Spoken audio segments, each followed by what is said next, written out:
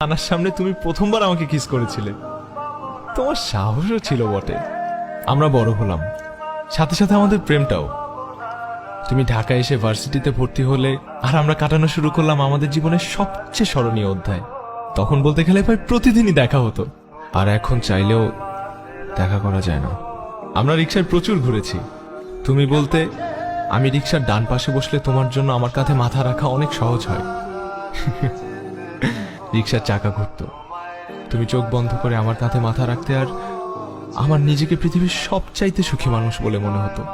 আচ্ছা, তুমি এখন যার সাথে আছো তাকেও কি তুমি সেই একই রকম ভালোবাসো?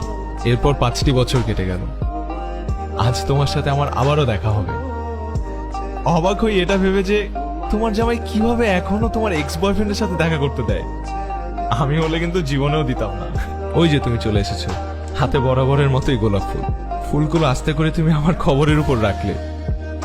লজিক্যালি যদিও ওই কবরটা এখন আর আমার না, গত 5 বছর এখানে প্রায় 10 জনকে দাফন করা হয়েছে।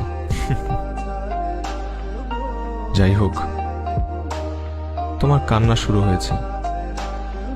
আমি জানি তোমার কান্না আরো বাড়বে, বাড়তেই থাকবে।